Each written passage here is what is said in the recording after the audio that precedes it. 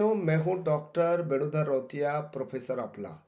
साथियों, क्या देश के शिक्षा विभाग के अधिकारी खुद को सुप्रीम कोर्ट के संप्रभु आदेशों से भी ऊपर समझने लगे हैं? क्या 12 साल तक किसी आदेश को ठंडे बस्ते में डालना प्रशासनिक कुशलता है या सीधे तौर पर न्यायिक विद्रोह? आज मेरे पास जो स्क्रीन में आप देख रहे हैं, 13 जुलाई 2026 यानी कल की वो विस्फोटक विधिक रिपोर्ट है, जिसने लखनऊ से दिल्ली तक के और पूरे भारत के, ठीक है, पूरे भारत के लिए, याद रखिएगा, ठीक है, अधिकारियों को कटघरे में खड़ा कर दिया है। हाँ जी, केस है मनोज कुमार मौर्य बनाम दीपक कुमार। सुप्रीम कोर्ट के कोर्ट नंबर 7 में कल 13 जुलाई 2026 को जो हुआ, उसने यह साफ कर दिया है कि 20 जुलाई की तारीख अधिकारियों के लिए विधिक कयामत साबित होने वाली है। आज के वीडियो में मैं आपको बताऊंगा कि कैसे अनंत कुमार यादव केस का संप्रभु निर्देश आज 25 लाख इन सर्विस शिक्षकों के लिए सुरक्षा कवच बनने जा रहा है। वीडियो को अंत तक देखें, क्योंकि अब अधिकारियों की मनमानी का अंत निश्चित है। क्या टेट की अनिवार्यता, ठीक है, टेट की अनिवार्यता, सुप्रीम कोर्ट का जो जजमेंट है वो धीरे धीरे शिथिल होते जा रहा है? क्या आपको टेट करना जरूरी नहीं है? इन सब बातों को आगे मैं आपको बताऊंगा। हाँ दोस्तों, सबसे पहली बात, जो 13 जुलाई के जो आदेश का जो विवरण है, जिसमें अवमानना केस है, उसके तथ्य को पहले जान लेते हैं। साथियों, आइए सबसे पहले इस केस के विधिक तथ्यों को समझते हैं। केस प्रोफाइल, यह सिविल कॉन्टेम्प्ट याचिका है, यानी कि अवमानना का मामला, ठीक है, जिसका डायरी नंबर जो है 24,642/2025 का है। इसमें याचिकाकर्ता मनोज कुमार मौर्य ने वरिष्ठ अधिकारी दीपक कुमार के खिलाफ अवमानना की कार्रवाई शुरू की है। ठीक है, यह केस सीधे तौर पर सिविल अपील संख्या 4347 से लेकर 4375, ठीक है, 2014 अनंत कुमार यादव बनाम यूपी के आदेशों के उल्लंघन से जुड़ा है। कोर्ट का रुख चलते हैं।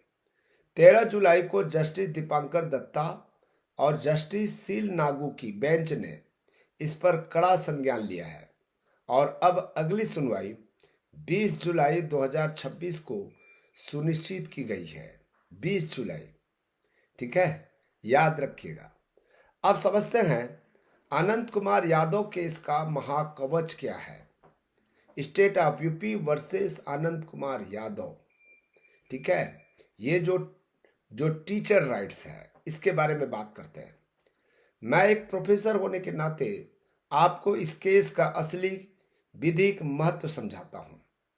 वर्ष 2014 के इस ऐतिहासिक केस में सुप्रीम कोर्ट ने स्पष्ट निर्देश दिया था कि जिन शिक्षकों के पास लंबा व्यवहारिक सेवा अनुभव है, उन्हें अचानक सड़कों पर नहीं फेंका जा सकता।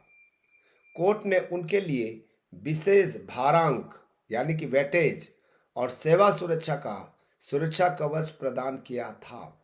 हाँ, इसमें बीएड और बीटीआई जो योग्यता है, इसको अनिवार्य बनाया गया था।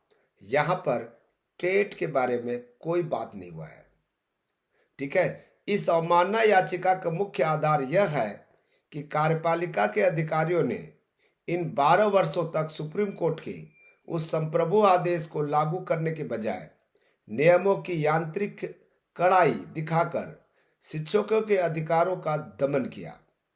यह साबित करता है कि अधिकारी केवल आज ही नहीं, बल्कि 2014 से ही गलत विधिक व्याख्या करके अनुभवी शिक्षकों को प्रताड़ित कर रहे हैं।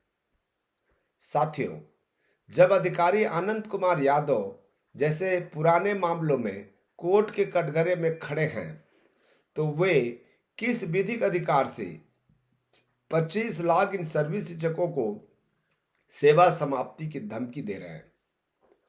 20 जुलाई की सुनवाई अधिकारियों के लिए अल्टीमेटम है। यदि वे 2014 के आदेश की अवहेलना के लिए जेल भी जा सकते हैं तो वे 31 अगस्त 2028 तक की आपकी सुरक्षा को नजरअंदाज नहीं कर पाएंगे। ठीक है, अब अपनी नई पीआईएल जनहित याचिका में इस संस्थागत अवमानना को सबूत के तौर पर पेश करेंगे। जब सिस्टम खुद को कोड से ऊपर मानता है तो अनुच्छेद 21 आजीविका का अधिकार के तहत शिक्षकों का हस्तक्षेप अनिवार्य हो जाता है। हाँ दोस्तों, ये देखिए, ये दीपांकर दत्ता ही इस मामले को सुनेंगे। कब सुनेंगे? 20 जुलाई 2026 को। जितने भी अवमानना का मामला है, जितने भी, ठीक है, 13 जुलाई को ये मामला यानी कि कॉज लिस्ट में आया था। जैसे ही मामला आया और कहा कि इतने सारे अवमानना का केस है, तो हम 20 जुलाई 2026 को सारे अवमानना के केस को सुनेंगे। और 20 जुलाई 2026 को जब सुप्रीम कोर्ट में ये मामला पहुंचेगा, ठीक है, और इसकी सुनवाई होगी, ठीक है, उसका अपडेट जो है, उसका जो ऑर्डर है, हम आपको बताएंगे। देखिए, इस अवमानना के मामले में टेट का कोई भी बात नहीं कही गई है। केवल बीटीआई और बीएड के मिनिमम क्वालिफिकेशन को आधार बनाया गया है। ठीक है, और 2014 का जो सुप्रीम कोर्ट का आदेश था, ठीक है, जो छटनी किया जा रहा था, नौकरी से हटाया जा रहा था, कौन कौन, ठीक है, ये कौन शिक्षक है भाई? ठीक है, किसी भी प्रकार का शिक्षक हो, किसी भी प्रकार का शिक्षक हो, याद रखिएगा, आपको नहीं हटा सकता, चाहे अतिथि शिक्षक हो, ठीक है, पता नहीं और क्या क्या नाम में आता है। हमारे यहाँ तो शिक्षा कर्मी कहते थे छत्तीसगढ़ में। आपके यहाँ शिक्षा मित्र हो, उत्तर प्रदेश में शिक्षा मित्र कहा जाता है। ठीक है, सभी जगह अपना अलग अलग नाम है दोस्तों, नाम पर नहीं जाना है, लेकिन इनको नहीं हटाया जा सकता। बीएड और बीटीआई करने के लिए जरूर कहा जा सकता है।